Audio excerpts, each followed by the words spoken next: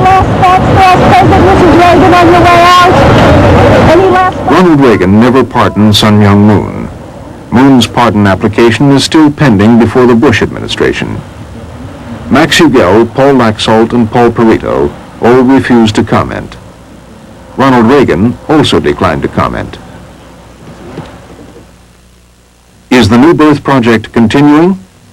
In June 1991, Inquisition, a new, purportedly independent investigation of Moon's 1982 tax fraud prosecution, was released by a Washington publisher, Regnery Gateway.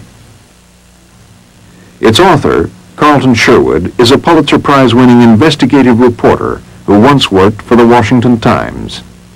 Inquisition has a curious history. It was printed once before by an obscure publishing house called Andromeda. The phone number listed for Andromeda in a leading publishing directory is the home phone of former Reagan National Security Council official Roger Fontaine, an ex-reporter at the Washington Times. When we called, Fontaine's wife Judy answered and said she knew nothing about Andromeda. Then she told us that the company was bankrupt and that Inquisition was published by Regnery Gateway. Alfred Regnery is the head of Regnery Gateway. It's not unlike a lot of other books we've published. It's a story that deals with the First Amendment, which is something that's very dear to publishers, of course. Alfred Regnery was told by Carlton Sherwood that the Moon organization would purchase 100,000 copies of Inquisition, at least according to former Washington Times editor James Whalen, another Regnery Gateway author. But Alfred Regnery denies it. I never said that to Jim, and I've never had any conversations with, what's his name, Bo? Bo Epoch. I'm not even sure who he is. 1 week after talking to Regnery, Frontline obtained a copy of a letter addressed to Sun Myung Moon. The letter was written by James Gavin, a Moon aide. Gavin tells Moon he reviewed the overall tone and factual contents of Inquisition before publication and suggested revisions. Gavin adds that the author, Mr. Sherwood, has assured me that all this will be done when the manuscript is sent to the publisher. Gavin concludes by telling Moon, when all of our suggestions have been incorporated, the book will be complete and, in my opinion, will make a significant impact. In addition to silencing our critics now, the book should be invaluable in persuading others of our legitimacy for many years to come. Although he refused an on-camera interview, Carlton Sherwood told Frontline that the Unification movement exerted no editorial control over his book. When we visited Gavin's office in McLean, Virginia, our request for an interview was refused. Excuse me.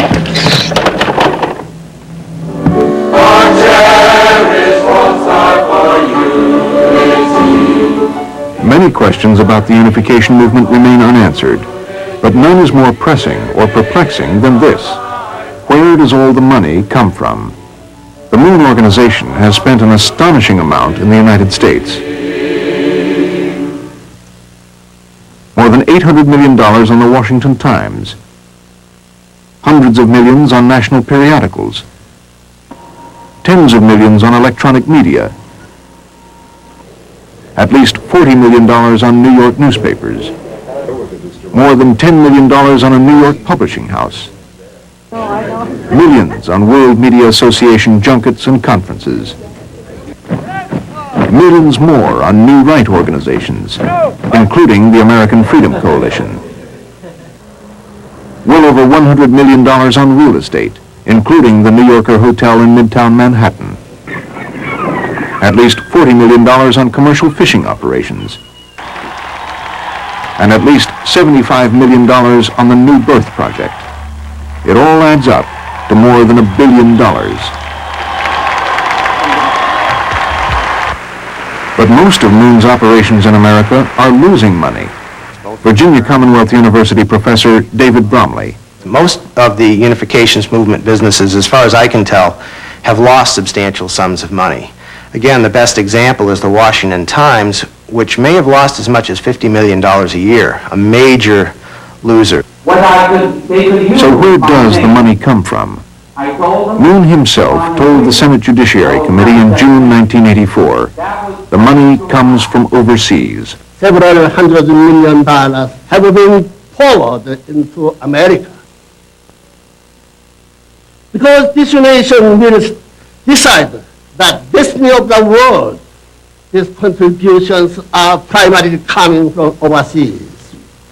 But from where overseas? Not from Korea. According to the Far Eastern Economic Review, many of the church's businesses in Korea are performing poorly or need to make major new investments. 조금 권위 좋아. For nearly 2 decades, it has been reported that one major moon patron is Ryoichi Sasakawa, one of the richest men in Japan. Sasakawa's money comes from his monopoly on the motorboat racing industry. Legalized gambling on the sport is a $14 billion a year industry in Japan. For more than a half-century, Ryoichi Sasakawa has been one of the primary political brokers inside Japan. Author Pat Choate, whose book Agents of Influence examines Japan's campaign to shape America's policy and politics. When Reverend Moon expanded his operations inside Japan, he asked Sasakawa to be one of the principal advisors to his church inside Japan.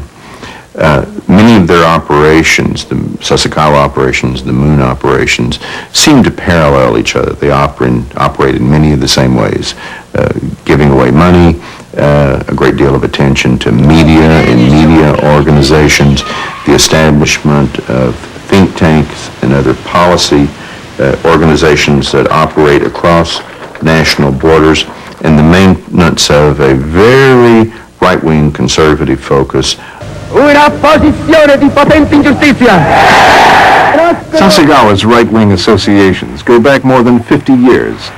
In 1939, he flew to Italy to meet Benito Mussolini, whom he called the perfect fascist. He formed one of the most radical of the fascist parties inside Japan. He was one of those individuals, business leaders, that was calling for war with the United States. Immediately after the war, Sasakawa was arrested and imprisoned by the U.S. Army. Sasakawa was sent to prison with 2 other suspected war criminals, Yoshio Kodama and Nobusuke Kishi. Kodama went on to become a leader of the Yakuza, or Organized Crime Syndicate of Japan. Kishi went on to become Japan's prime minister.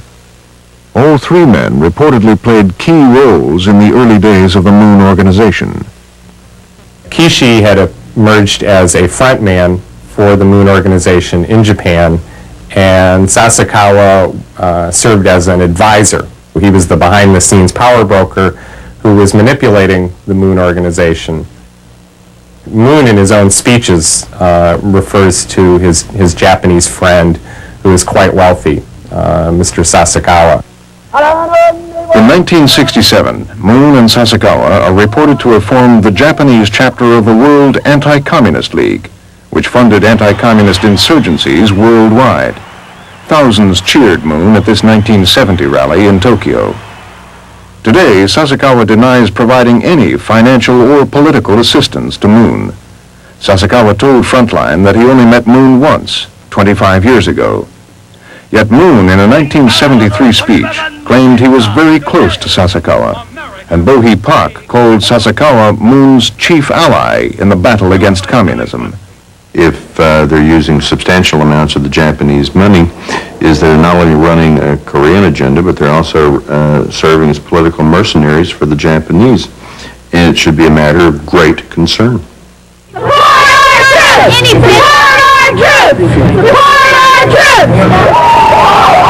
Moon has been operating in the United States for 30 years. Whether Americans know it or not, the Reverend Myung Moon is a force in their political lives.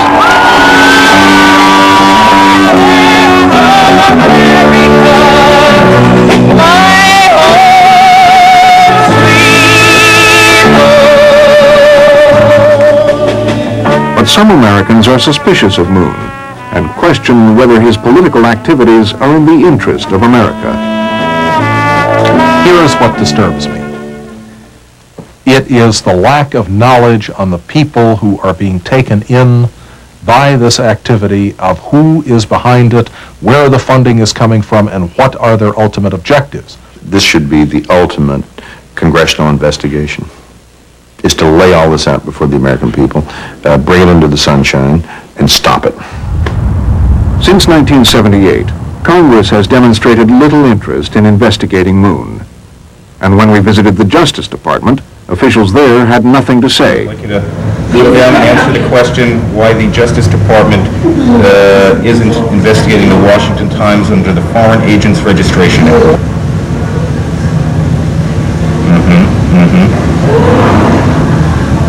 No comment is your answer. We asked the White House to comment on the Unification Movement's activities in America. We asked specifically about Bo Hee-pak's 1988 meeting with Mr. Bush at his home, about the President's knowledge of the campaign to obtain a pardon for Sun Myung Moon, about the help that the American Freedom Coalition gave his election campaign, and whether the President thought his Justice Department should investigate the Washington Times for possible violations of the Foreign Agents Registration Act. The White House declined to comment. Finally, Reverend Moon also refused to talk to Frontline.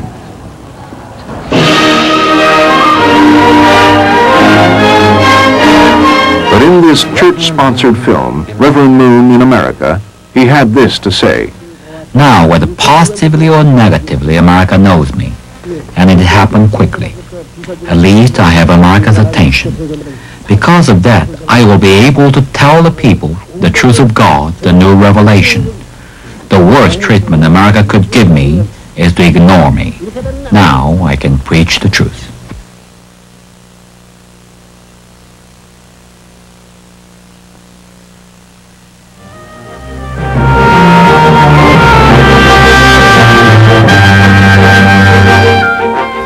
Your thoughts are important to us. That's why we'd like to hear from you.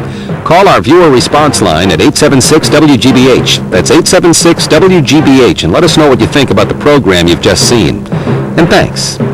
And coming up, there are times technology can actually help simplify abstract concepts. Find out how on an Innovation Special next here on Channel 2.